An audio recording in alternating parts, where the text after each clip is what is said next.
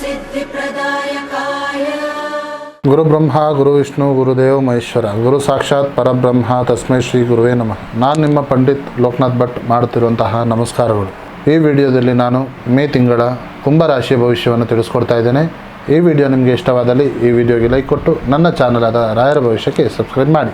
ಯಾರೆಲ್ಲ ಹೊಸ ಸಂಶೋಧನೆಯಲ್ಲಿ ಇರುವಂಥ ವ್ಯಕ್ತಿಗಳಿಗೆ ಹೊಸ ಆಲೋಚನೆಗಳು ಈ ತಿಂಗಳು ದೊರೆಯಲಿದೆ. ಜನಗಳ ಮಧ್ಯೆ ಕೆಲಸ ಮಾಡುವಂಥ ವ್ಯಕ್ತಿಗಳಿಗೆ ಜನಪ್ರಿಯ ಅನ್ನೋದು ಸಿಗುತ್ತದೆ. ದೊಡ್ಡ ಫ್ಯಾಕ್ಟ್ರಿಯಲ್ಲಿ ಕೆಲಸ ಮಾಡುವಂಥ ವ್ಯಕ್ತಿಗಳಿಗೆ ದೊಡ್ಡ ಕೆಲಸಗಳು ಸಿಗುವಂತಹ ಜವಾಬ್ದಾರಿಗಳು ಸಿಗುತ್ತದೆ. ಇನ್ನು ಆರ್ಥಿಕ ಪರಿಸ್ಥಿತಿಯನ್ನು ನೋಡೋ ಹಾಗಿದ್ರೆ ಆದಾಯದ ಒಂದು ದಾರಿ ತೆರೆದುಕೊಳ್ಳುತ್ತದೆ ಹಾಗೂ ದುಡ್ಡು ಅನ್ನೋದು ಕೂಡ ಅಷ್ಟೇ ಬೇಗ ಖರ್ಚಾಗಿ ಹೋಗುತ್ತದೆ. ಈ ತಿಂಗಳು ಹೊಸ ವಾಹನ ಖರೀದಿ ಮಾಡಬೇಕು ಅಂತ ಹೇಳಿದ್ರೆ ಉತ್ತಮವಾದ ಸಮಯವಿದೆ. ಅನಗತ್ಯ ಸಾಲ ಅನ್ನೋದು ಮಾಡಲಿಕ್ಕೆ ಹೋಗಬೇಡಿ.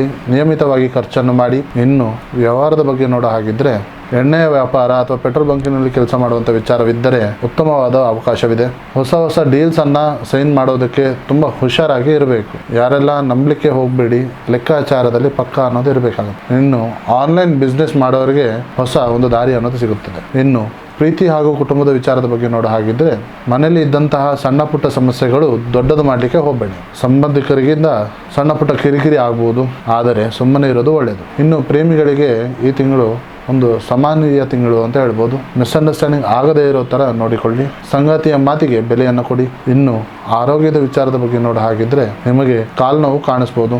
ಜಾಸ್ತಿ ಆಲೋಚನೆ ಮಾಡೋದನ್ನು ಬಿಟ್ಟು ಸಮಾಧಾನವಾಗಿ ಇರಿ. ಇನ್ನು ಈ ರಾಶಿಯ ಒಂದು ಪರಿಹಾರದ ಮಾರ್ಗವನ್ನು ನೋಡೋ ಹಾಗಿದ್ರೆ ಶನಿವಾರದ ದಿನದಂದು ಆಂಜನೇಯ ಸ್ವಾಮಿಗೆ ಸಿಂಧೂರವನ್ನು ಹಚ್ಚಿ ಬನ್ನಿ. ವಿಕಲಚೇತನರಿಗೆ ಕೈಲಾದ ಸಹಾಯವನ್ನು ಮಾಡಿ. ಓಂ ಶನೈಶ್ಚರಾಯ ನಮಃ ಅಂತ ಹೇಳಿ 108 ಬಾರಿ ಜಪವನ್ನು ಮಾಡಿ. ನಿಮ್ಮ ಅದೃಷ್ಟದ ಸಂಖ್ಯೆ 74 ಹಾಗೂ ಅದೃಷ್ಟದ ಬಣ್ಣ ನೀಲಿ ಹಾಗೂ ಕಪ್ಪು. ಸೊ ಇದಾಗಿತ್ತು ಮೇ ತಿಂಗಳ ಕುಂಭರಾಶಿಯ ಭವಿಷ್ಯ. ಈ ವಿಡಿಯೋ ನಿಮಗೆ ಇಷ್ಟವಾದಲ್ಲಿ ಈ ವಿಡಿಯೋಗೆ ಲೈಕ್ ಕೊಟ್ಟು ನನ್ನ ಚಾನಲ್ ಆದ ರಾಯರ ಭವಿಷ್ಯಕ್ಕೆ ಸಬ್ಸ್ಕ್ರೈಬ್ ಮಾಡಿ. ಹಾಗೂ ನಿಮ್ಮ ಸಮಸ್ಯೆ ಏನೇ ಇದ್ದರೂ ಸಹ ನೇರವಾಗಿ ಬಂದು ಭೇಟಿಯಾಗಿ ಅಥವಾ ಈ ಕೆಳಕಂಡ ನಂಬರಿಗೆ ಕರೆ ಮಾಡಿ. ಧನ್ಯವಾದಗಳು.